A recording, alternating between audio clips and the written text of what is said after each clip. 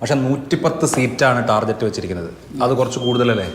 Target എന്ന് പറയുന്നത് നമ്മൾ നേടാനാവശ്യമായ ഒരു പശ്ചാത്തലം ഒരുക്കുകയല്ലേ, കിട്ടുമോ? അപ്പോൾ അത് ഉറപ്പല്ലേ. കേരളത്തിൽ ഇടതുപക്ഷ ജനാധിപത്യ മുന്നണിക്ക് തുടർ ഭരണം ഉറപ്പാണ്. ഇപ്പൊ തദ്ദേശ തെരഞ്ഞെടുപ്പ് നമ്മൾ കണ്ടു.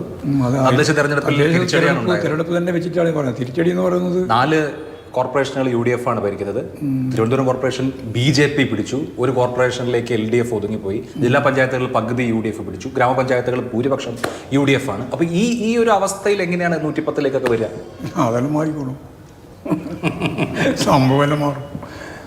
കേരളത്തിൽ ഇലക്ഷൻ്റെ പാറ്റേൺ പരിശോധിച്ചാൽ 3-3 തദ്ദേശ സ്വയംഭരണ സ്ഥാപനത്തിലുള്ള പാറ്റേൺ വേറെയാണ്.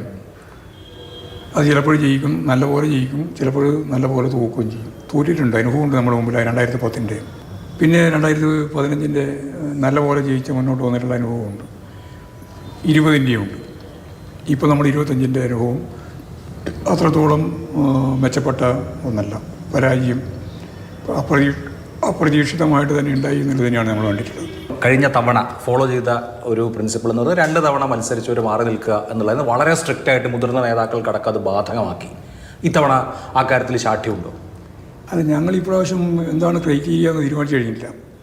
സിറ്റിംഗ് MLA വീണ്ടും മത്സരിക്കാം. തെരഞ്ഞെടുപ്പിൽ മത്സരിക്കുന്നത് ആരൊക്കെയാവണം എന്നുൾപ്പെടെയുള്ള കാര്യം പാർട്ടി സംസ്ഥാന കമ്മിറ്റി ചർച്ച ചെയ്ത് കഴിഞ്ഞിട്ടില്ല.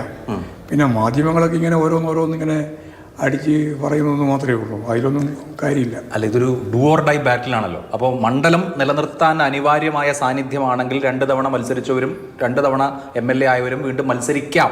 തീരുമാനിച്ചിട്ടില്ല, ഞാൻ സാധ്യത പറയാം. അല്ല, സാധ്യത അതിനെപ്പറ്റി ഇപ്പം ചർച്ച ചെയ്ത് കാര്യമില്ല.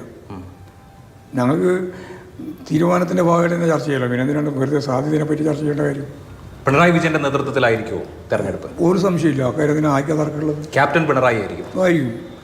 അപ്പോൾ 3ാം പിണറായി സർക്കാരിന് വേണ്ടിയിട്ടാണ് ജനവിധി. അതിപ്പോൾ പറയണ്ടില്ല, അത് ഇലക്ഷൻ കഴിഞ്ഞതിന് ശേഷം നമ്മൾ തീരുമാനിക്കും. തെരഞ്ഞെടുപ്പിൽ ക്യാപ്റ്റൻ പിണറായി ആയിരിക്കും, ഓരോ സംശയമില്ല.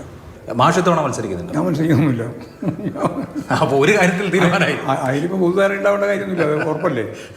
ഞാൻ മന്ത്രിയായിരുന്ന സ്ഥാനത്ത് മാറിയിട്ട് പാർട്ടി സെക്രട്ടറി ആയതല്ലേ. പിന്നെ മത്സരിക്കണമെങ്കിൽ പിന്നെ അന്നേരം തന്നെ പുതിയ സ്ഥാനാർത്ഥി വരും.